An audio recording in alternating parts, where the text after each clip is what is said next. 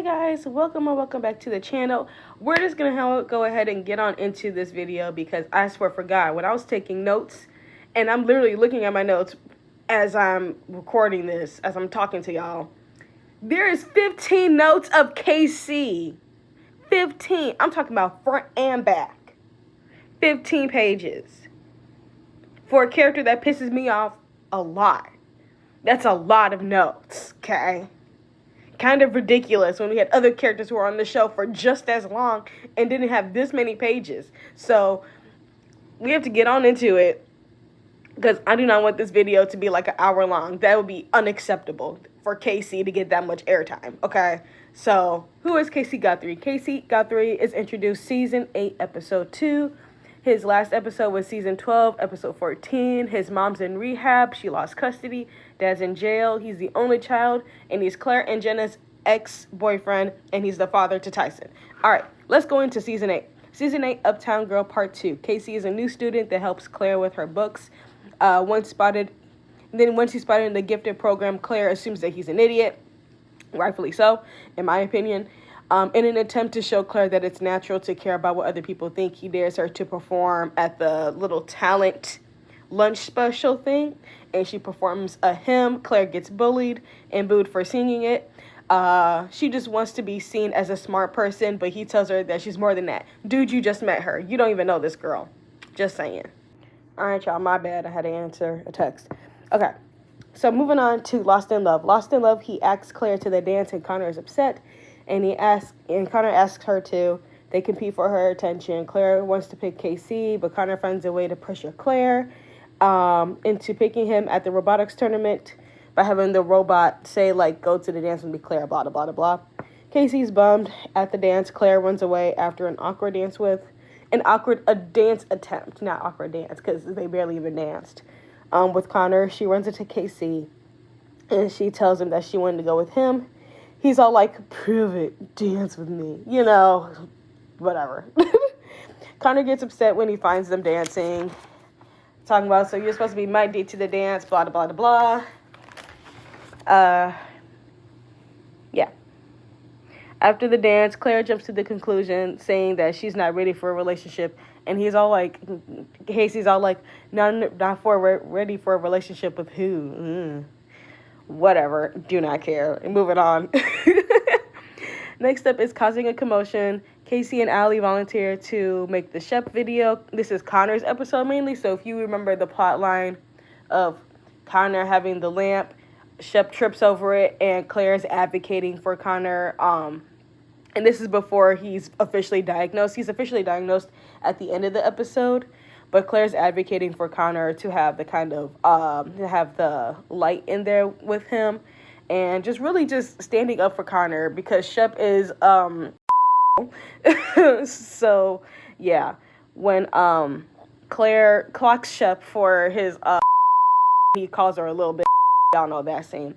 Casey's the one that gets the idea to broadcast, Shep's, mess to the school, which leads to the school-wide walkout. Yeah. Moving on to Jane Says Part 2.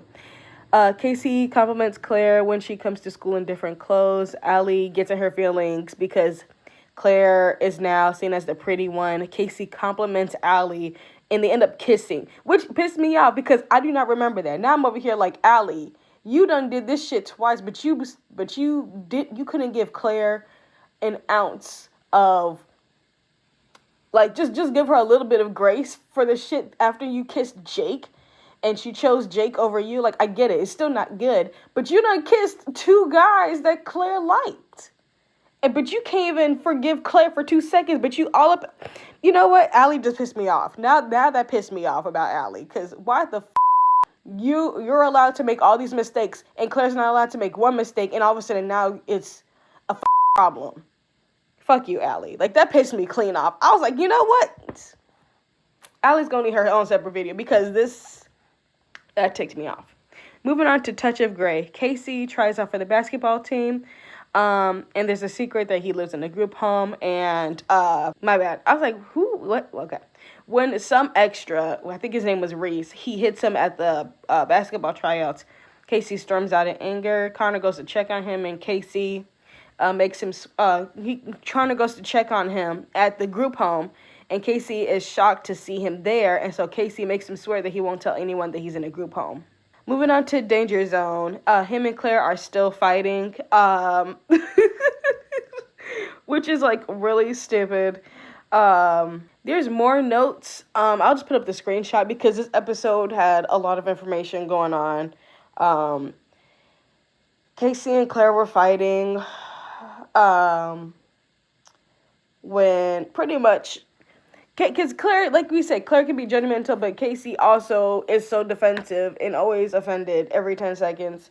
So they end up fighting over what you see here on the screen, because I can't summarize this entire episode. It felt like it was going on for forever.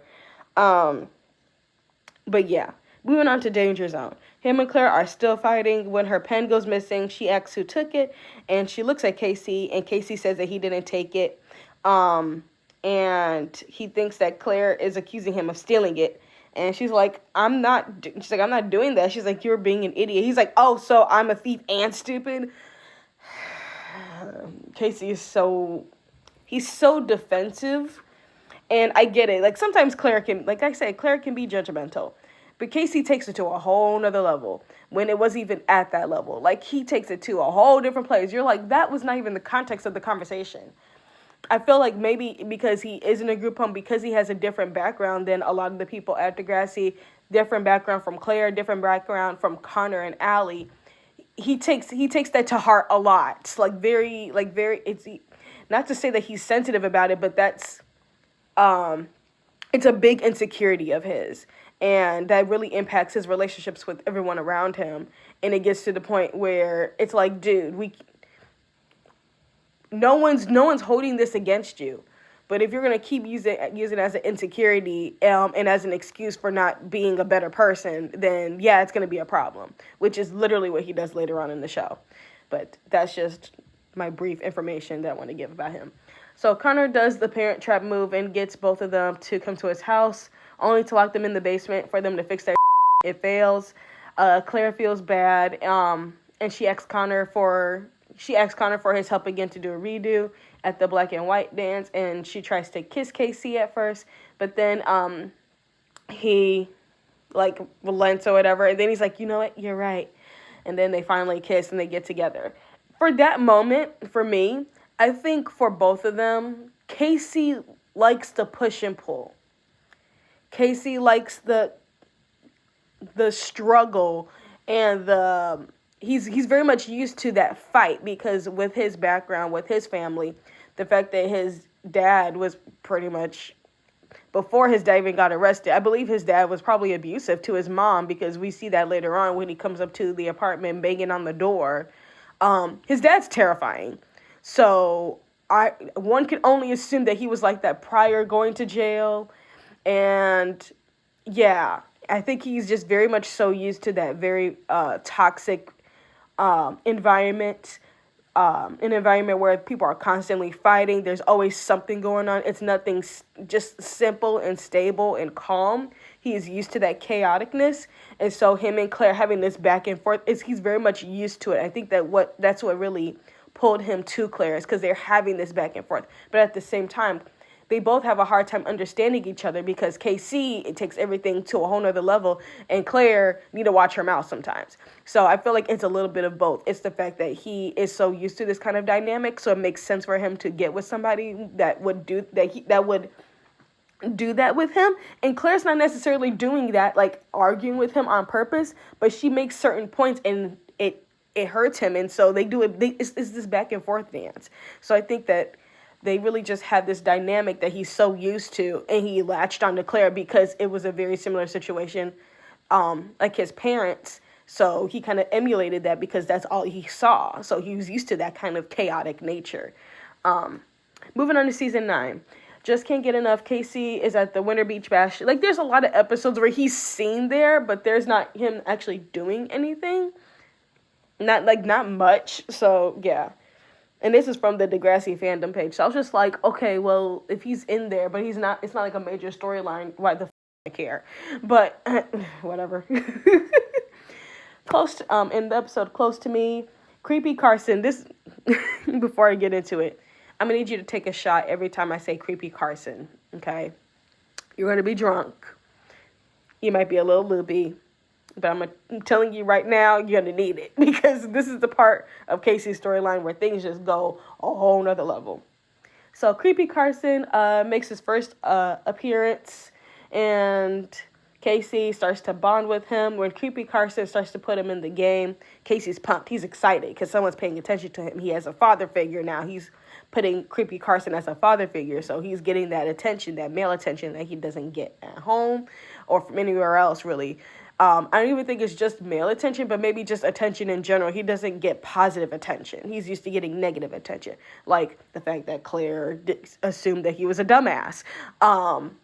Like stuff like that, like that initial like attention that's very negative. Like later on, obviously, him and Claire probably have some positive attention, but we don't see that because we don't even see the relationship on this show. It goes from this to nothing in 2 seconds. But I think K.C just really wanted a lot of attention. And so getting that attention from Creepy Carson, he's excited. He gets to play. Someone pays attention to him. But when he doesn't make a basket and then he also hits another player, Creepy Carson pulls him out the game. That's when K.C goes to the locker room and he trashes it. He's extremely upset. See, now the fact that he's getting a negative attention, there's negative association with him, he is seen as him doing something wrong. He takes that to an extreme level of lashing out. And I think that's because what he's used to at home. His dad probably did that to him when he was when his dad was not in jail. He probably did it to his mom too. Like I said, he probably grew up in an abusive household. We don't see that abusive nature in the show, but we do see how Kevin, the dad, has a lot of power over Lisa when he gets the alcohol to drink, and Lisa's like, it's fine, like that kind of power dynamic. I swear, I feel like Kevin has a lot of that power and Lisa doesn't have any, or at least she struggles with finding it and telling him off, and it probably always led to some type of situation. So that's the type of thing that K.C is very, very much susceptible to, is that kind of power control issue, and also that attention, negative and positive, and the extreme repercussions of his actions, whether good or bad. So when Connor goes to get him to come back to the game, K.C's like, no, I quit. But eventually he talks to Creepy Carson and he decides that he's going to stay on the team. In Beat It Part 1, K.C and Claire, they double date with Jenna and Dave. Jenna and Dave, quote unquote, break up. And when Jenna says this information, Jenna and K.C smile at each other. Yeah, I know how I feel about Jenna. I have it down here, but I don't want to say it because I probably already cursed enough. But yeah, moving on. Moving on to Heart Like Mine Part 1. K.C scores the winning basket, and he picks Jenna up, twirling her around. And then when Claire comes up to him, she asks, like, can I get a hug? Can I get a hug and twirl too? She's like, or maybe just a kiss, and he just kisses her on the cheek. Yeah. I'm going to go back to my note at the top that I have over here about Jenna in that situation. Jenna knows what she's doing. She knows that K.C needs that attention. And Jenna has said it before to Claire and to Allie that she's a boyfriend stealer. So she knows the game. She knows what she's doing. She knows that she's giving this guy a whole bunch of attention. And K.C, with the kind of background that he has, he's eating this shit up. He loves it. He loves somebody who's giving him this positive attention. And that Claire, because Claire probably gave him some positive attention, but it's very much subdued. Claire's not the type of person to jump on you and be like, oh my God, let's go for like cupcakes. Oh my God, I love you so much. Claire's not that type of person to do that. She's not. She's not the type of person to do that. And for K.C, that's something that he struggles with because to him, I think maybe that type of attention is still seen as negative because it's not overt, because he didn't have any positive relationship in his life. So anything that's overt positive is going to be seen as like, oh, this is what positive attention looks like. And anything that's more covert, that's not as over the top, is going to be seen as negative. So it has to be an extreme level of attention for him to respond positively to that. And if it's not, it's going to be seen as negative. That's how he's going to internalize it. So with Jenna doing all of this stuff, he sees it as like, oh, someone actually pays attention to me. Someone actually likes me. Versus Claire, who gives some type of attention, but she does it in her own way. And it's not enough for him. It's not to that level where he can process in his brain that this is a positive thing. So, but also Jenna is a homeworking ass bitch too. So she doing this shit on purpose, not knowing that K.C. really does need this, and it's because of his home life. I'm just saying. Two things can be true at once. Just saying. At the car wash, Jenna and K.C. are obviously flirting. Claire is getting jealous and upset when K.C.'s all like, oh, I'm going to get her back with water. And Claire's all like, that's what she wants you to do. A lot of this stuff I remember off the dome, and I just didn't write it down because... y'all, this damn thing, like I said, it's like 15 pages worth of notes. So I was trying to, like, wrap it up. Yeah. And then when Claire, not Claire, when Jenna's like, oh, my God, my contact. He's like, it's turn off the water. We got to find it. So Claire's pissed. Rightfully so. Yeah. And she says, like, Jenna, your butt crack is showing. Because what's the only other way that a girl can get another girl during that time? Either your tits is showing, your ass is out, something. Like... especially when the guy is right there too, you call that shit out type of thing. And I don't think Claire was doing that as in like a pick me way or anything like that, because I could see how some bitch turned that around. But Claire was pissed, okay? And Claire's not a fighter. If I was Claire, I would have pulled her hair. But Claire's not a fighter, so Claire is going to do what she can do, which is the use of her language, the way she talks and how she communicates is really how she gets to people. That's how she's able to hurt people's feelings, by her tone. A lot of the times it's her tone, and not necessarily her being outright rude, but it's the tone in her voice that kind of sets people off a little bit, versus Emma, who's just rude and crude. No matter what she says, no matter how she says it, everything about Emma is just rude because that's who she is. Okay, I feel like it's a little bit of a difference. And so Jenna leaves, and Claire tells him pretty much, she was like, Jenna's flirting with you. Or in other words, I was like, I don't like this situation that's going on. And K.C.'s like, oh, you're saying things. I'm like, I'm going to ignore you. Yeah. After that, creepy Carson persuades K.C. to break up with Claire and get with Jenna, and he does see that positive attention and someone to give him advice, because he's never gotten advice before from anybody. So he's going to take that to heart. And so he actually goes to Claire, and when they actually break up, he's like, all we do is make each other mad. No. I feel like a lot of the times it's mainly because the way that Claire talks and what she communicates. Casey's taking that in such defensive way, and then he throws it back at her, and then Claire's like, what the fuck? Like, I'm trying to talk to you. Not to say that Claire's blameless, but I feel like it's not even like a full-on fight. It's like, I feel like it's like if you're arguing with somebody, when you do not even arguing, like when you're talking to somebody and you throw like a mini jab or whatever, and then they hit it below the belt, you're like, damn, I didn't go that far. I feel like that's the dynamic between Claire and K.C. now that I really think about it, because Claire will say something and she doesn't think it's like as bad as it is, and K.C.'s like, oh, that hurt, and then he hits something lower, and then she's like, damn, like. And so it's not a healthy dynamic for either one of them, because Claire's not used to somebody who's reactive like that. Her parents don't fight, quote unquote, but they do like have arguments, but no one's hitting like that low or using certain things against her or whatever. And so for the fact that Casey's like, oh, all we do is make each other mad, she looked hella confused. She looked confused to me. She gets up and she's about to go inside, and she's like, oh, like, when did you know you liked her or whatever? And Casey's like, I really tried not to. And she just goes inside because it's a losing battle. Like, what the fuck can you say? This dude is over here claiming that all y'all do is fight, when really it's a lot of just misunderstanding and miscommunication, because you guys have two different lives, two different upbringings. So it is complicated. And then it's really just mainly, but also adding in the fact that Jenna gives him his positive attention, and he likes that shit. Like, there's so many things. So Claire being like, you know what? I'm just gonna go inside. Like, because what can you do? Like, it's just, you can't do nothing about it. So then later at the banquet ball, K.C and Jenna sit next to each other. They admit they have feelings for each other, and they kiss. And he wins the most improved player. Creepy Carson gives K.C the room key he has to take Jenna up there. Red alert. Red fucking alert. Everything about Creepy Carson's creepy. And he does take her up there, and after kissing, Jenna spots Creepy Carson in, like, the doorway, and starts to get uncomfortable. Creepy Carson says that he was just getting his wallet, which is weird. Why isn't your wallet downstairs with you in the first place?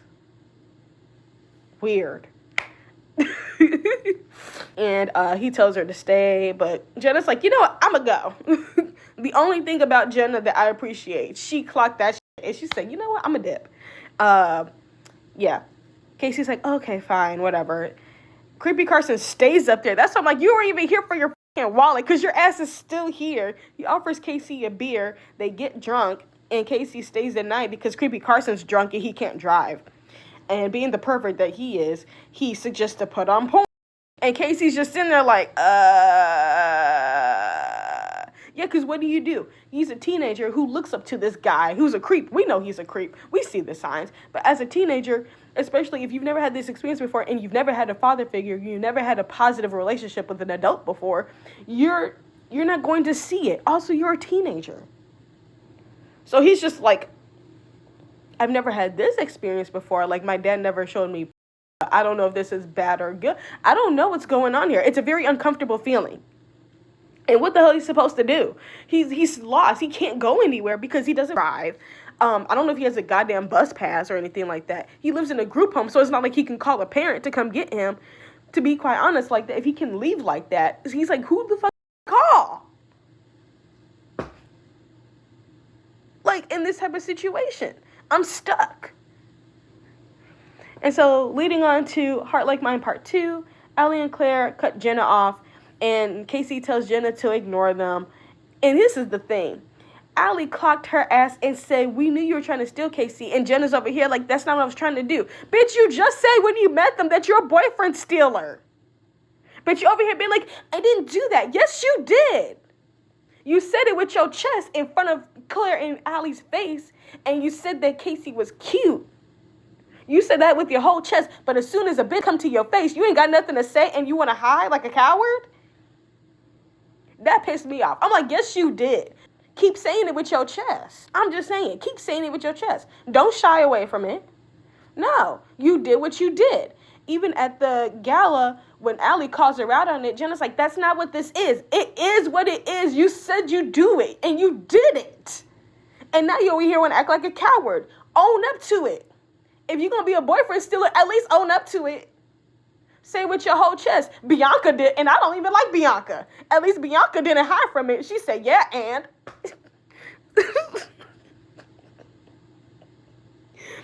Like, I can't.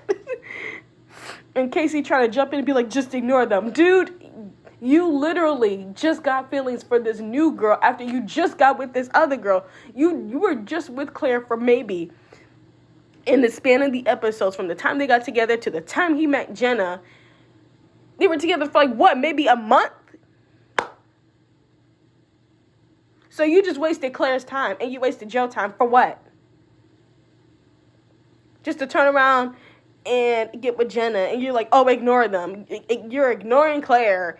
You don't give a fuck. You just broke her heart and had feelings for somebody else. Like, I'm so confused. I'm so annoyed. Yeah. Okay, so then when Jenna says that she suspects that Creepy Carson is creepy, yeah. She was like, yeah, something wrong with him. K.C throws up due to his hangover. K.C tells Jenna what happened, and Jenna calls him out for lying to her, saying that, you know, like nothing happened or whatever. I forgot what he said. K.C says that she should be happy because Creepy Carson told him to dump Claire. Yeah. Creepy Carson invites K.C. back to the hotel room and flashes his gun, and then tries to get a hooker to hook up with K.C., or at least get K.C. to hook up with the hooker. The hooker asked if he was 18. This dude is 14 years old. How she make her money is not my problem. She at least asked if she was like, is he even 18? Even a hooker has the decency to make sure that this child is legal. How she make her money is how she make her money. But she said, I do not do any minors. She's like, I ain't doing that. No. That's different. I respect that because no. K.C. is very obviously uncomfortable and he leaves. The next day, K.C. takes the gun out of the car and apologizes to Claire. It's a half-assed apology. He can kiss my ass with that apology. I'm sorry about everything. Whatever. K.C. confronts Creepy Carson and then reports him to Mr. Simpson and Miss H, showing the gun and talking about blah, blah, blah, blah, all the stuff that happened. He later talks to Jenna about her being right and they lean on each other. Whatever. In Start Me Up, K.C. goes to the library and asks Claire if she's all right, and she says her life does not revolve around him, and he storms out hurt and upset.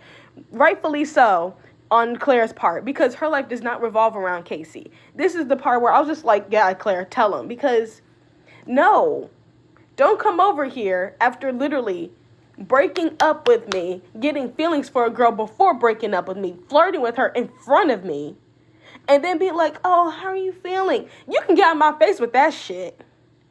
Get out my face. Get out my face. Keep going. My life does not revolve around you. I'm gonna keep it pushing. Claire is obviously hurt when we see in her storyline when she's struggling with the fact that she lost K.C. to Jenna and she's trying to change herself to try to get him back, which, thank God she didn't. But literally, her life does not revolve around K.C., but K.C. is so goddamn butthurt because this is literally his entire life that he is not the center of attention, really. He immediately shuts down, storms out in a hissy fit. Like, yeah, that hurt, but it's the damn truth. Her life does not revolve around you. It doesn't. Also, y'all are 14 years old, 14, 13, however y'all are. Y'all lives do not revolve around each other. And Claire clocked that. She said, no, leave me alone. But because K.C. doesn't get any type of attention whatsoever. His mom is in rehab. She lost custody. His dad is in jail. He's in a group home with like 20 other kids that probably don't even give a fuck about him. You got the director who was just trying his best to help care for all these kids. The director doesn't have a very close relationship with them like that. It's very much like, it's like living on a campus and having your RA. Your RA isn't your best friend. Your RA is doing a job. They'll talk to you. They'll kiki and ha-ha. They'll check in on you. But they're doing a job. They're not your best friend. They're not going to come to your room and braid your hair and hold you when you cry. They're not going to do that. And that's what the director of the group home is. He's not their best friend. He's not their father. He is there to do his job and to just help these kids at least get by until they can get adopted or get into a permanent housing, whatever. However, some of them just age out of the system. So he's really just waiting for a lot of them to turn 18, really. So that's not his job. So K.C. has no type of attention whatsoever. And as soon as he dumps Claire, he expects her to have some attention towards him, but she doesn't. So he's pissed. Point blank, period. Moving on to why can't this be love? I'm like, what did I write? Why can't this be love part 2? He is seen jump roping with Dave at the front razor. Like little shit like that. Moving on to In Your Eyes, K.C. needs help studying for the final exam, and Clara takes this as an opportunity to try to worm her way back into his life to get them back together, so she offers her help. Jenna comes to the dot, and Claire's like, I'ma go. And Jenna convinces K.C. to ask Claire to let him cheat off of her for the test. And then when exam day comes, he asks Claire the exact question that Jenna convinced him to ask, because K.C. has no type of moral backbone. He has no type of, what's the word I'm thinking of? He has no type of, he doesn't think for himself, really. He really doesn't. He is constantly in need of someone else's opinion and someone else's advice because of the life that in the cards that he's been dealt. So he's going to listen to Coach Carson up until he gets creepy and things go south. He's going to listen to Jenna. So he does that. And Claire said that's wrong, but she ends up helping him during the test. At least the first question, I don't know how much she did help, because we only see the one scene where she puts like the 2 for option 2 or whatever on over her shoulder. When K.C. spots her later on the outside of Degrassi, he thanks her, and Jenna's there being all messy and being all like, "Yeah, thanks. I told him you'd do it." Like I said, I don't fight, but the way Jenna talks, I would have thrown her ass into the street and hopefully a car hit her. Like, she pissed me off so much in that scene, too. She was like, "Oh, my God, yeah, like, I told him you'd do it because you're so helpful, Claire Bear." Oh, because she's a condescending ass bitch. Oh, she is messy. I hated that. I hated her. I still hate Jenna to this day. I do not like her. So when Claire is pissed, she's like, first you cheat on me with her, then you cheat off of me because of her, because rightfully so. She's like, "I'm done. Don't talk to me." And Jenna's like, "Oh my God, Claire, girl, you just stole her man. And you think she's going to be okay with him cheating off of her because you told him to?" No. See, that's what I'm saying. Jenna was trying to destiny swap with Claire at some type of point because it got a little bit too specific and a little bit too weird. You stole her man and you got her man. You could just gone about your business. But no, now you're over here telling him to cheat off of her. That could ruin her reputation. If someone else had found out, Claire could have been suspended. That could have impacted her and her grades and her life moving forward because you want to be a messy bitch. No. Mm-mm. The next day in class, K.C. admits that he cheated off of Claire, but she didn't know. He finally got some type of moral. It doesn't last long. That night at the dot, when Claire asks why K.C. did what he did, he deflects and he blames Jenna. Dude, you just got this girl because you wanted her, and now you're over here blaming her? You have no sense of decency, no sense of anything to own up for the fact that you even listened to her in the first place. That's why I'm like, K.C. is definitely not in the gifted program, because what kind of dumbass is that? Like, I can't. If you're struggling in the class, that's fine. You can still be part of the gifted program and still struggle. But the fact is, you listen to someone tell you to cheat off of somebody else who was your ex-girlfriend that you literally just cheated on. And now you think it's okay to cheat off of her. No, dude. Also, those who are gifted or who have been in the gifted program, they ask for help. They go to study sessions because they want to understand. They want to learn. That's the whole point of being a smart kid. You don't just do it to do it. It's not that you want to understand. You get the help so you can understand and know how to do it on your own. You're getting the help and the assistance to be more independent. Casey's not a gifted student. He's just an ass.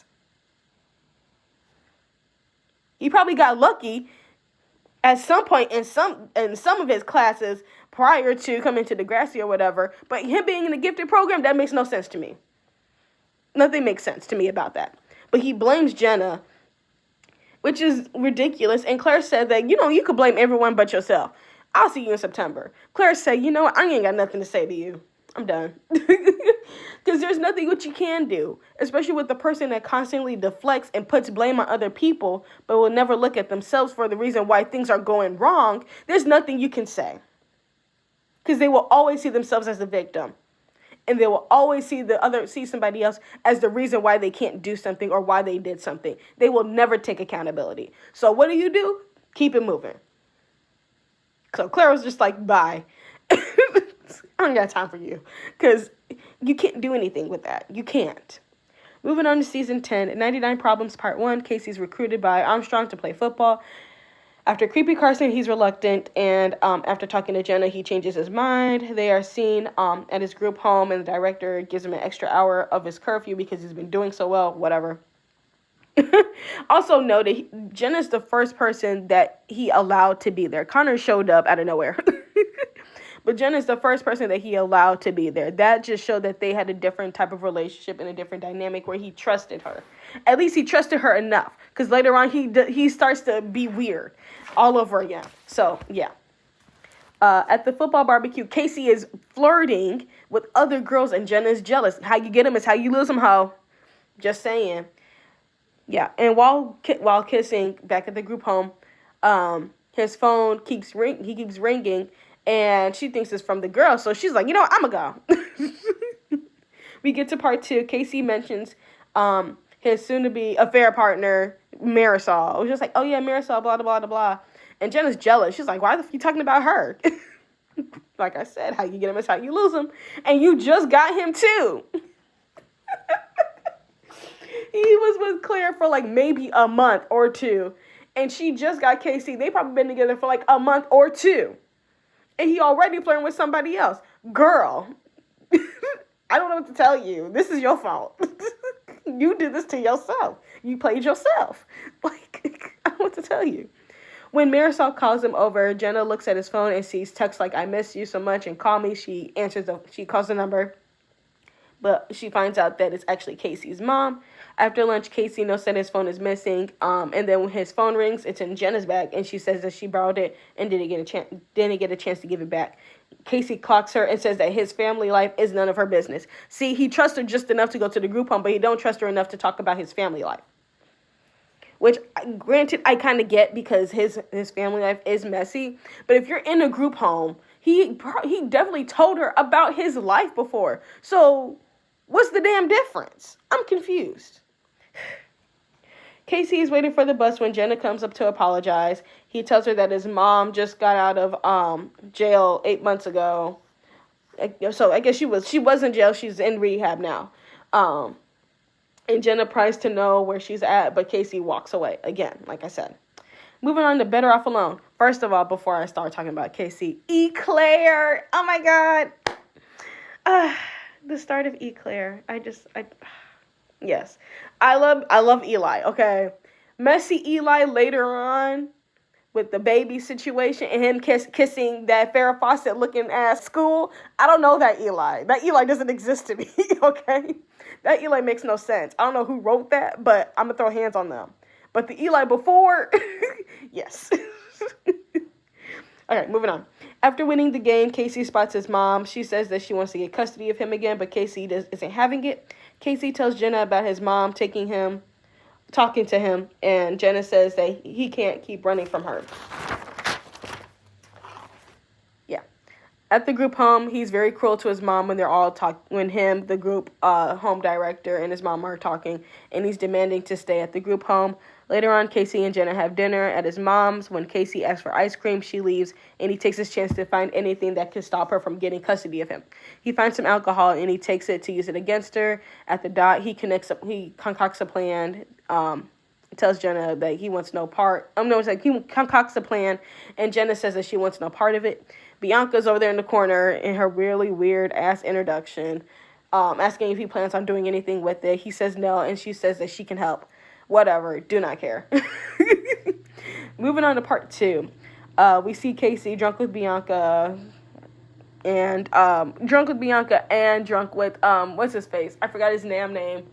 The one Fitz. There we go. So yeah, that situation. At practice, Armstrong asks if there's anything wrong. K.C. asks for a reference to stay at the group home. Armstrong says no. K.C.'s pissed. This man got anger issues too. And that's probably from his daddy. It might be genetic. It might be. Because ain't no way you get angry this goddamn much over very little shit. Well, this is a different situation. Because he doesn't want to go with his mom because she's unstable. And rightfully so, I kind of get him. To a point. Kinging Armstrong's car is stupid. But being upset and not wanting to go live with his mom after she just gets out of jail, yeah, I wouldn't either. Because it's like, well, you've never provided me a safe environment. You never provided me a safe home. But all of a sudden, you want custody of me again when you just got out? I don't even know you. Like, I don't trust you. No, I don't want to be in that environment. So I get it. But keying his car is stupid. He gets caught and gets called into the office. Lisa stands up for him, and K.C., being the needy guy that he is, he's impressed. Because he just wants some attention. He wants some damn attention. He wants somebody to fight for him. He wants somebody to pay attention to him. Because he never had that growing up. And Lisa's finally doing something right with her life. And he's like, oh, okay, cool. So he shows up later to her apartment, and he chooses to live with her. And Tears Dry on Their Own, Part 1. Jenna asks if he'll be at her auditions. He says no, and that the team needs him. But Jenna's pissed because she's like, I need you too. He says that her dreams are pretty much, there's like a 1 in a million chance that she'll win. Rude. Like, you ain't got to say that. No. And she's pissed.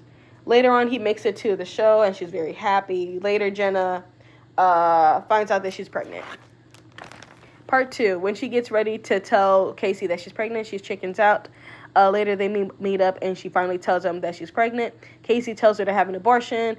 Jenna says that she can't. And I think it was because she was just scared. She didn't know what to do. But this was right before they go to the doctor's appointment, and they find out that it's too late for her to have an abortion, pretty much. So he said that he can't be a father, and that his life is being held together by tape. I would like to say it's not even being held up by tape. Okay? Some tape is very durable. K.C.'s life is hanging on by air. That one part of that one little, it's like literally, it's like as if something is sitting on the edge. It could be like anything. Like something heavy is sitting on the edge, and it's doing that little tot of like, oh, am I gonna fall? Is gravity gonna take me, or am I gonna be able to stand upright? That's K.C.'s life, and it's like an avalanche. It's like this is just a smidge, a gust of wind, and everything will fall apart. Like, not even by tape, bro. And says that she wasn't thinking about him, just cheerleading and being Team Next Star. Dude, you don't even think about her either. You literally just told her that her dreams are dumb, pretty much, and that there's no chance that she'll actually win. You don't care about Jenna. You don't care about her dreams. You don't. Because you wouldn't have said that. You don't care. You don't. You just need attention, and she gives you attention. You actually just don't care. You don't care for her in the way that you say you care for her. Or at least at that time. Like, I don't buy it. You know? And then when Jenna asks what they're going to do, K.C. says that he wants nothing to do with the baby, and so they end up breaking up for a little bit. Moving on to Don't Let Me Get Me, Part 1. K.C. comforts Jenna and helps her try to cover her baby bump. She asks if he told his mom, and he says no. A little bit later, at Little Mistakes, later that night, Lisa finds out that Jenna is pregnant via Next Teen Star, and K.C. confesses that it's his, but he don't want it. Part 2, K.C. is pissed that Jenna told the world before K.C. could tell his mom. That's your fault. That is not Jenna's fault. You should have told your mama from the jump. Also, I'm adding here, Lisa. Lisa, she just got out of jail. She got an apartment. She's got a job. At the very least, because how you gonna pay for the apartment? She's in rehab. She's trying to get her life together. She wants to get custody of her son back, so her son moves in with her. She's doing all the steps, and then all of a sudden, her son got girl pregnant. She just got back to the world, and here's some shit already. Like, that would fucking frustrate me. I'd be like, you know what? I'm gonna go back in because I ain't got time for this. That would break me. I'm surprised that didn't break her. I'm happy it didn't break her, but that would break me. I come out and you already got a pregnant. Oh no! See, I'd be pissed. K.C. texts Jenna to talk, but it's really for Lisa to ask what plans Jenna has. Jenna's convinced that she's gonna win Teen Star and storms out annoyed and offended. And I feel like Lisa just wanted to know, like, what is the plan? Do you have a plan? Is there, like, what the hell is going on? She just wants to get an understanding because she hadn't been around for so long. So K.C. got this girl pregnant, so that means that they had been hunching prior to however long they've been together. So this has been going on for months, clearly. And the fact that it's too late in her pregnancy, plus some more months, like, it's somewhere along the line. Like, she doesn't have any of this information. This is roughly, like, at least a year's worth of information that she doesn't know about K.C. The fact that he's in a group home, he done she don't know nothing about Claire, but finding all this out about him and Jenna in the span of you just getting out 8 months ago, I'd be like, what the hell? So Lisa's valid. She didn't crash out. She didn't say, like, you getting the fucking abortion. My child ain't gonna have no kids. She didn't do none of that. She just wanted to know what was going on because it was very chaotic. It's a lot going on. She's like, I'm so confused. Because rightfully so. Jenna, the next time she is on Next Teen Star, she's cut. Jenna apologizes over coffee to Lisa and asks for help. K.C gives Jenna a baby book, a baby name book. Does that make sense? I think so. All right. Halo Part 1. K.C hits just this other chick that falls into the black hole with the football, and he's, like, flirting with her. And he says that he's over Jenna. I'm like, see, you literally cheated on Claire with Jenna, flirting with her. You get with Jenna. You're sleeping with Jenna. You have sex with Jenna multiple times to the point where she gets pregnant. And she's probably, I think she was like, what, 4? Because the pregnancy lasts, how long does the pregnancy last? 9 months? Something like that. I don't remember. I'm not pregnant, okay? I don't have no kids. It's like 9 months before they're up and running. So she had to be like about like 5.5 months in, 6 months in, for it to be too late to have an abortion, because then she would be in her third trimester, roughly. Yeah. So y'all had been together for a year, and all of a sudden you're just over her? That's what I'm saying. KC's frustrating. KC's frustrating. Now I need to retract my in defense of Jenna and KC's video, because I was trying to be nice. Now I got to retract it, because after watching this again and hearing this, KC never gave a damn about Jenna. Never. He just liked the attention that Jenna gave him. He did not like her. He did not. He liked the attention he got from her. He did not like her. Because how you going to date somebody, hunch them, cheat with them off of the girl that you were just dating? So y'all been together for about a year, and all of a sudden you're just over her? As soon as you see a pretty girl, you did not like Jenna. You never liked Jenna. The math is not mathing. Ain't no way. If you're just like, oh, I want to move forward, that's fine. But you're like, I'm over her. That's... KC, to me, has object permanence issues or whatever? Yeah, object permanence. If it's not in front of him, he don't give a fuck about it. Claire wasn't in front of him. The times that he was around Jenna, he was like, Claire who? And now that there's another pretty girl standing right in front of him, looking dead at him, giving him these little heart eyes, he's like, Jenna who? Object permanence. You don't exist if you are not in his face. You don't exist whatsoever. Which is why him and Drew get along so damn well. Because Drew was the exact same damn way. I'm just saying. So him and Drew fight over who should ask her out. KC asks Jenna about the baby. Jenna gets a wishing star, and she thinks it's from KC. So she goes to the table. She's hormonal. So she's all like, oh my God, thank you for the wishing star. Oh my God. He's like, yeah, sure, whatever.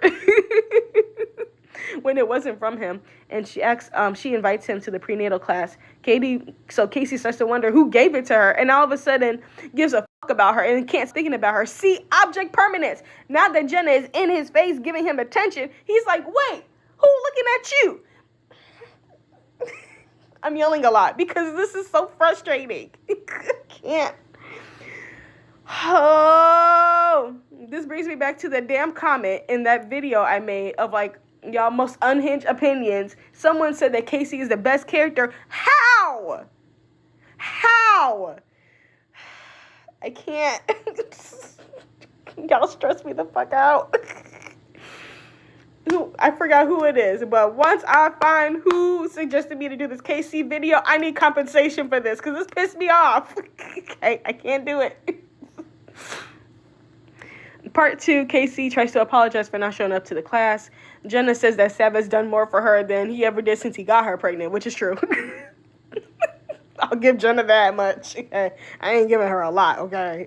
I'll give her that much. after trying to steal Sav from Holly J. Like I said, Jenna knows what she's doing because she even said this shit to Holly J. She's like, getting rid of insignificant girlfriends is kind of my thing. Now you want to say it with your chest, but as soon as Allie came to confront you, you wanted to act like a coward. I think she was scared of Allie at some point. She was scared of Allie. And then when Allie wanted to be popular and be cool, she immediately just lost all respect for Allie. All of it was gone. Because Allie was being desperate. If Allie had kept it a buck the entire time, Jenna would not have with Allie or Claire. She would have left them both alone. Because Allie would have been on her ass every single time she saw her. But Allie got desperate. Because she wanted people to, she wanted Drew's attention. She wanted to be seen. She wanted to be popular. And I get it because that's a team thing. But I needed a character to at least hold their own. If Allie didn't do that mess, if Allie wasn't written like that to do what she did, to want to be popular, Allie would have been one of the best characters, hands down. Because she would have been like, I'm going to keep it a buck with you. I don't like you. And Jen would have been like, oh. Like, I'm going to need the... It's already too late now because the show's been written. But like I needed a character who was gonna keep it a buck and keep it 100 the entire time and not switch up on some shit. I needed a consistent character who was gonna keep it a buck. Okay, and the only one who does that is Connor. Like I can't. Piss me off. All right, back to the main point. When that fails, she's at the bus stop crying and K.C consoles her, tells her he still loves her, whatever. Yeah, they do the Parent Trap thing to get Sav and Holly J back together at the dance with her pretending to have her water break, blah, blah, blah, blah, whatever. The next, The Way We Get By, part 1, he tells Drew that he's gross by association for hooking up with Bianca. Dude, you're gross by association by cheating on Claire with Jenna. Okay, let's move on. Jesus, etc., part 1, K.C tries to help Jenna's stress. At the Pregandante class, K.C goes against her to change a diaper, and he wins. Jenna feels like she's not ready. She feels like she's not ready to be a mother, that she's not going to do well at it, blah, blah, blah, blah. Part 2, they babysit the granola mom's son, and they're unprepared with Caleb's irrational behavior because, like I said, that's a granola mom. Ooh. No, they're not like her. And by the end of it, they think they're ready just because they give a kid a goddamn hot dog and they handled a tantrum for 2 seconds. And that's just because the kid never had real meat before. Imagine a kid that you give everything to, you give all your love, attention, you do everything for them, and they still throw a fit. That's different. This child just needed some damn mystery meat, and he was gonna shut up because his mom was malnourishing him with some granola and some bullshit. Okay, that's why he was just hungry. I'm just gonna go ahead and do. What time is it? I think I can finish this. Maybe not. I'll just do the next episode, and then I gotta get ready for work. I gotta eat and stuff. Next is Drop the World parts 1 and 2. K.C is doing anything but to prepare for the baby. Jenna asks him to put the crib together, which is where we get the iconic scene, which we will be putting in later. I'll put it at the end because I keep rambling and I keep talking and y'all ain't gonna hear the scene. K.C relents and he finally does it. Jenna feels bad and asks the guys to give him like a bachelor night. He ends up getting handcuffed to Bianca. Jenna goes into labor. Blah, blah, blah, blah. They have Tyson. I can do a little bit of season 11. Let's go ahead. Season 11, Spring Fever. K.C is with his people. Dave, Drew, Bianca, all the messy people at the Keke Palmer concert. And Jenna's there because his mom is watching Ty.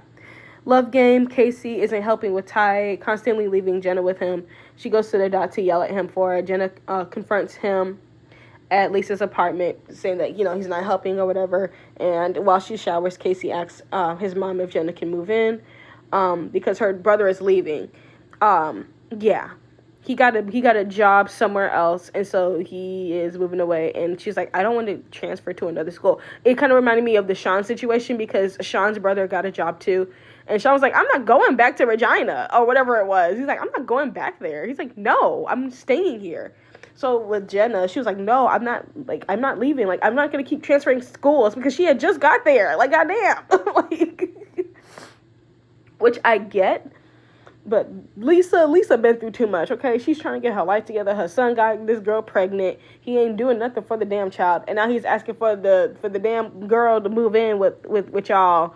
And now you a grandma. It's too much. Too much for Lisa. Lisa just need to get her life together, okay? She's like, I'm trying. But this is what happens when you ain't there for your child. All this other shit happens when you're not there. Okay? So she just got chaos up the wazoo. And what's my age again? Once he and Jenna get Ty to sleep, he's ready to dip. Jenna protests, and he ends up staying. When Ty wakes up, she feeds him, and she asks K.C to grab a diaper. They have a whole pack, but K.C lies and says that that's the last one, and so he leaves to go get more after buying some more diapers. He's at Little Mistakes to watch a basketball game. He sees a poster for jobs at Little Mistakes. Yeah. And Marisol gives him the application because Marisol works there. Like I said, his soon-to-be affair partner. And Dead Off Your Shoulder, parts 1 and 2, K.C takes an extra shift and complains about Jenna at work. This is where all that stuff with Marisol happens when they start flirting. Yeah, they have he's part of the little dance party after work and, hanging out with them. Like I said, object permanence. K.C is the biggest example of that. Not just a baby. K.C is a teenage example of object permanence. I swear I forgot. In part 2, Marisol gets him promoted, telling their boss that, K.C.'s got a kid to feed, whatever. He needs more money, blah, blah, blah, blah. He tells Jenna, and she's pissed because she's like, oh, I know Miss Marisol. She's like me. We're the same. Yeah. How you get them is how you lose them. That's your fault, Jenna. And if you've done this before, if you've stolen boyfriends before, then you should have known how this was going to go. I'm confused on how you're confused on how this goes. Next day at school, K.C gives Marisol an MP3 player as a way to thank her for getting his promotion. They kiss. Yeah. Exactly. Should have said no, part 2. K.C tells Dave he likes both Jenna and Marisol. Dave tells him to pick one before someone gets hurt. Dave is also having the same dilemma between Allie and the other girl that I forgot the name of. Yeah. Like I said, K.C.'s friends are just like him. Drew, Dave, Bianca, just as messy. They're all the same. That's why they get along so well, because they're literally the same. They're all trash in some aspects. Okay? Just saying. In Lose Yourselves Part 1 and 2, Jenna's coming back to school, so K.C tries to end his fling with Marisol. He goes to the hospital later when Ty falls off the changing table because Jenna she had got a tune in her head and she went to the guitar and Tyson fell off the table. We all know that scene. Yeah. He berates Jenna and the nurse tells him that she has to inform social services because of the injury and the fact that they're teen parents, which I get the half of it, that the fact that he had that injury and the nature of his injury does warrant social services. But to discriminate because they're teen parents, there are grown-ass adults who are literally abusing their children. We've seen the documentaries. We've seen the cases. But you want to target them because they're teen parents. Just say it was the nature of the injuries and leave that other shit to yourself. That was unprofessional. It had nothing to do with them being teen parents. It was the nature of the injury. That makes sense. But don't say because they're teen parents. There are grown adults who are doing far worse, and they still haven't been caught. So miss me with your prejudice, biased, that nurse. Just saying. Part 2. K.C leaves school with Marisol, unaware that Jenna was watching him. When he gets home, Jenna confronts him after she gets all the paperwork of all the hours that, all the times he gets clocked in and out, and they fight. And then we get the iconic guitar scene because K.C is still berating her about Tyson falling off the thing, but he ain't taking an accountability for the fact that he fucking Marisol. Well, he's not literally punching her, but you know what I mean. He's literally having an affair with Marisol. He takes no accountability for anything, but he's mad because Tyson fell off the changing table. You have a right to be mad at that, but you can't deflect the fact that you're literally seeing another girl when you got a girl pregnant and she in your house taking care of your baby. K.C stresses me out. So when social services come, she come, and while feeding Ty, Jenna asks about adoption, and K.C has the audacity to say that they're not serious. like I said, no accountability, no nothing. Like, his brain does not work. His brain is not computing. I think it's really because of the fact that he wants attention. He wants all these things. He needs all these things because he's been lacking it. But he doesn't take accountability for himself and his own behaviors. But he also doesn't care about the other person that's involved. He has no empathy. None. No empathy, no care for the other people involved in the situation, no sympathy. It's not there. Because he lacks so much, he's an extremely selfish person. Extremely selfish. So when Jenna pushes for adoption, K.C tells her that she'll have no reason to stay with him. And then he throws it in her face like that. After you told her that you loved her and you wanted to get back with her. Like I said, now I got to retract that whole video because that doesn't make no sense. If you actually did love her, you would do the best decision for her, for you and the baby. The only couple where that makes sense, where they struggled with this adoption and keeping the baby situation because he genuinely loved her, was JT and Liberty. He genuinely loved that girl.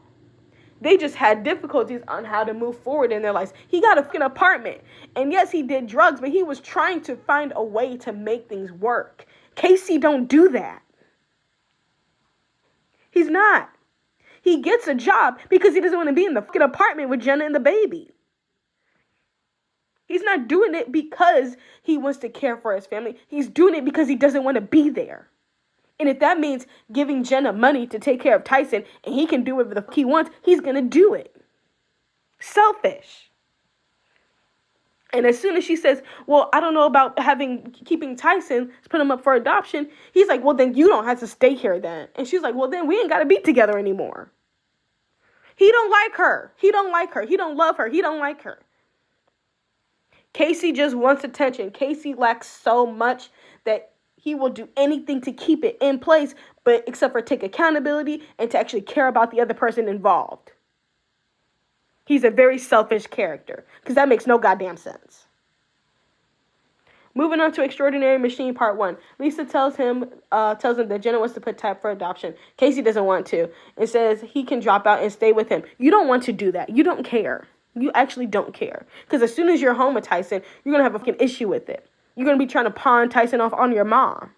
He's a deadbeat. He says that he doesn't want to be like his dad. And to an extent, he's like his dad. He may not be abusive, like physically.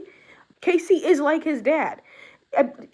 Literally, later on when we see Kevin banging on the door, Kevin has anger issues. K.C. has anger issues. They're both extremely selfish. He is like his dad. Whether he likes it or not, because of his environment and how he grew up just for the time that he did with his dad, he is the exact same as his dad. Because a lot of the stuff that we deal with as people, who we are as a person, is 50% due to our environment and 50% due to genetics. There is a chance that just because you are literally genetically related to some of these people, you are going to have these predispositioned characteristics.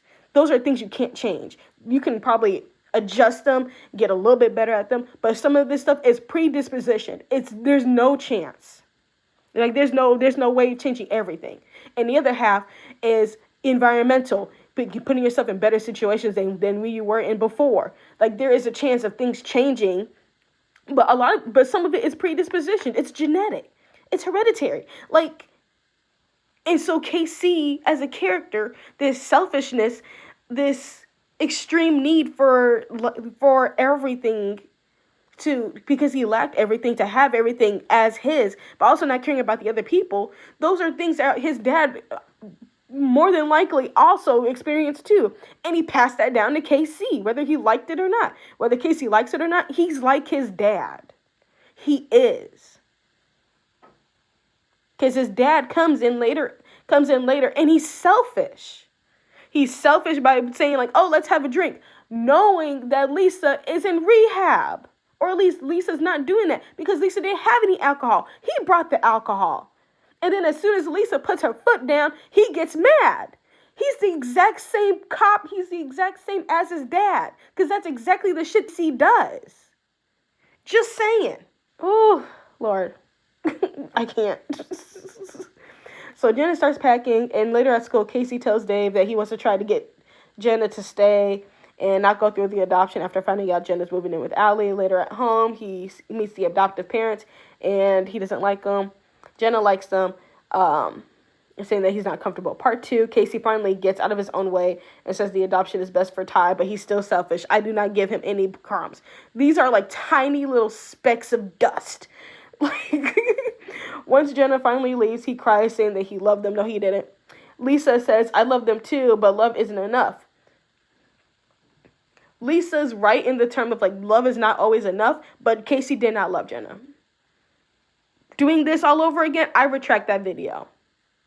I'm going to keep it up, because that just shows how, literally, when it comes to doing these character analysis, I can change my mind. I'm allowed to change my opinion. I'm allowed to do other videos and get more evidence, more in detail, and change my mind. I'm allowed to, because I changed my mind. K.C did not love Jenna. She was a matter of convenience and object permanence. Yeah. In Can't Tell Me Nothing Part 1, K.C gives Jenna a box of memories and that she left at his house. Yeah. He wants to trigger her. He's like, oh, it's good for Tyson to get adopted. It's fine. And then turn around, you have all these baby pictures in there, and Jenna's like, I don't want this. Or she's like, no, I don't want to do this. He's all like, take it so you remember what the baby looks like. He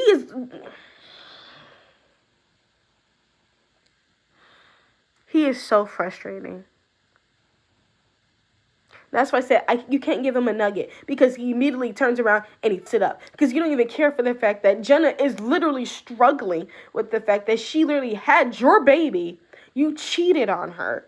And she wanted to put the baby up for adoption, and you didn't want to at first. And now that she finally put the baby up for adoption, now you're throwing it in her face. He has no care for anybody. Anybody. No sympathy, no empathy, nothing. He has none of that. Jenna doesn't either. Not really. Which is why they get along so well. Which is why they even got together in the first place. But you see that? You see that shit? Exactly. In part 2, he overhears that Jake and Jenna are talking about a new song. She writes a poem at class, making Jenna a monster. Again, like I said, he's throwing it in her face. Ooh, this child pisses me off.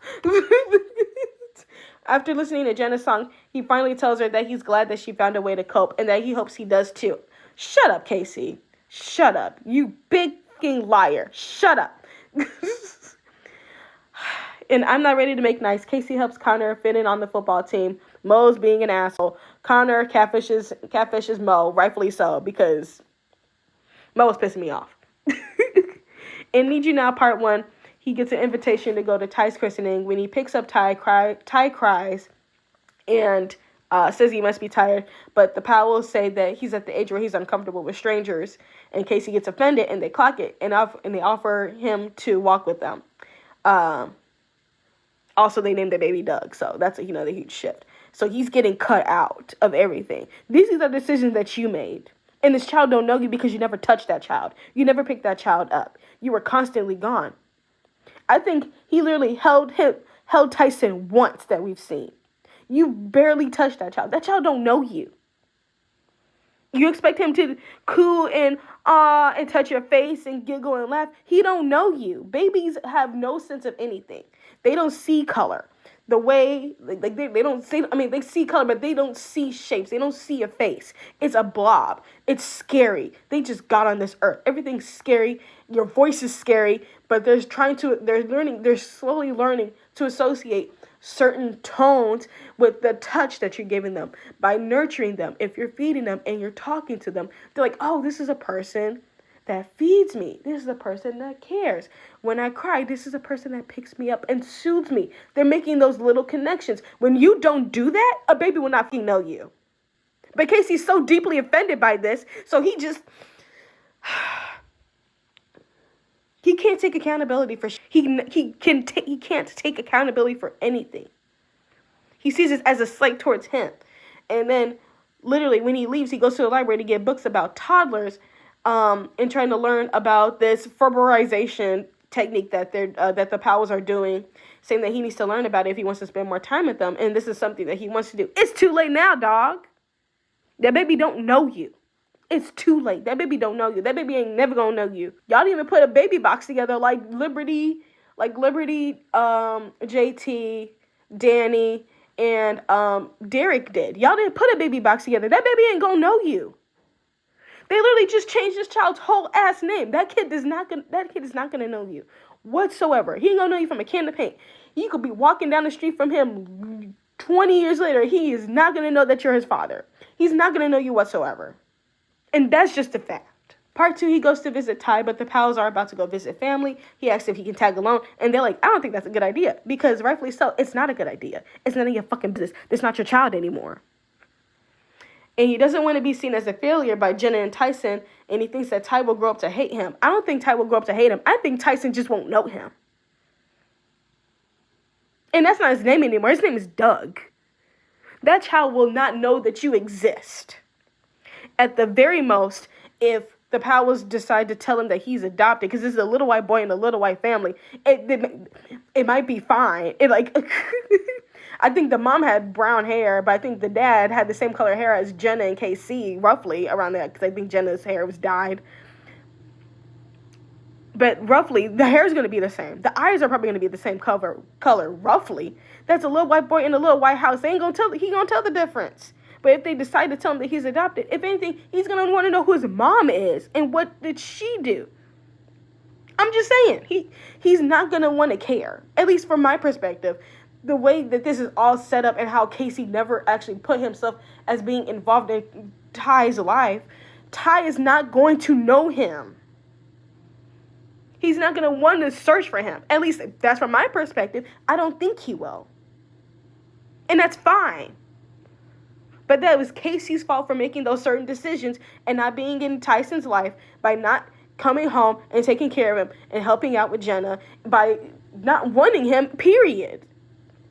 These are all K.C.'s choices that led to this moment. And K.C. now all of a sudden wants to be a dad. Too late. He eventually apologizes to Jenna after getting a question right on a science test. The science teacher asked him to join the Science Olympics. He sets on sights on being somebody that Tyson can look up to. Season 12, he's Seeing It Gives You Hell Part 2, and also Closer to Free Part 2. He's making fun of Claire in the video that Connor made, which off K.C.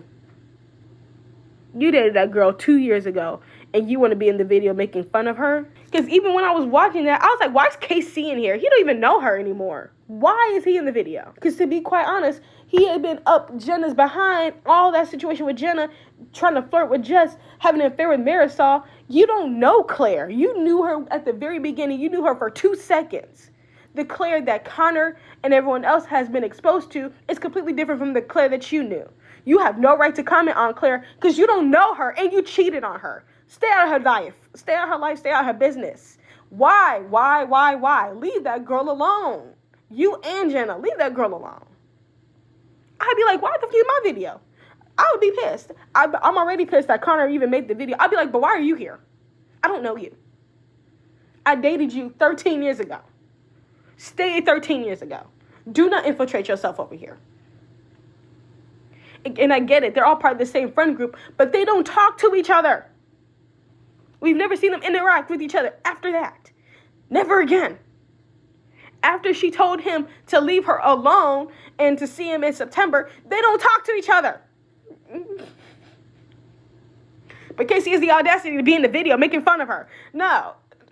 I would slap him. I'm like, you ain't got no right. Get out of my face. In Waterfalls Part 1, K.C. and Bianca get an idea to try to set his mom up on a date. By the end of Part 2, K.C. and Lisa find out that his dad, Kevin, is out of prison. Rusty Cage Part 1, he goes to spend time with Kevin. He doesn't want to, but as they eat, K.C. admits that it's not as bad as he thought it would be. Kevin wants his help to fill out a job application. K.C. tells him that he wants to go to college. Kevin says that he's proud of him. K.C. just wants attention. And the fact that he's finally getting positive attention from his mom and getting from his dad, he's eating this up. And then when Kevin gets the job, which, how the f*** is a convicted felon get a job in 2 seconds? I know this is TV, but ain't no goddamn way. Ain't no way. He pulls out a bottle of alcohol to celebrate. K.C pulls his mom aside and is worried about her, saying like, oh, you know, you're in rehab. Like, and she's like, it's fine. Like I said, power dynamic, issues. Kevin has no type of boundaries either. He doesn't care. Because if he actually talked to Lisa, he probably did.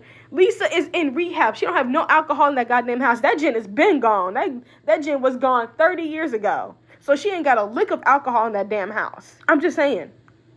For someone who is an alcoholic or at least has some type of substance abuse or has done it before, they don't have that in their house. Or unless if they just don't drink it, period. But with their background, someone who doesn't have it in their house, with their background, it's because they're in rehab.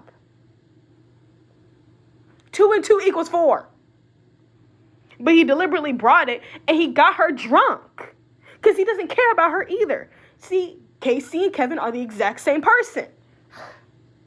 Part 2, he tells Bianca about his parents drinking and he's scared that his mom will relapse. He goes home and Lisa apologizes, saying that she kicked him out.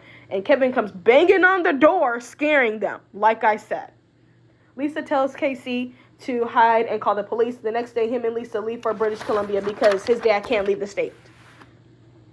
Everyone comes out to see him. They all give him hugs. I feel like that's the dumbest scene I've ever seen on Degrassi. There are a lot of dumb scenes on Degrassi, but this is the dumbest scene ever. Because why the fuck are you touching him, Claire? Why the fuck are you touching him, Allie? No. No. I don't care that y'all knew each other. I don't care. This makes no sense to me. With all the history that goes on with these characters, this makes no sense to me. The only person that should have been outside is probably Connor and maybe Jenna if she was trying to be nice. Connor is losing a friend. Jenna is losing somebody she has a lot of history with and has put her through a lot of... That's complicated. I get her going out to see him after he literally told her that they were leaving. I get Jenna going. Claire makes no sense. Allie, why are you there? Makes no sense. The dumbest scene ever. Hated it. Move on. Quick mentions. He is mentioned in season 12. He's in Eli's video for Cam. Season 13, this is how we do it. Allie mentions the time that K.C brought the gun to school. Season 14, finally part 1. Jenna reads Claire's diary where she wrote that Jenna would be pregnant with K.C.'s baby in no time. And Claire caught that. And I think that was after, right after they broke up and they got together. I think that was probably before Claire decided that she wanted to get him back, but then that fell through because, Eli Goldsworthy popped up. But yeah. Move on to lessons learned. What lessons did we learn? K.C, what lessons do we think K.C should have learned? Go to therapy. Be a decent human being.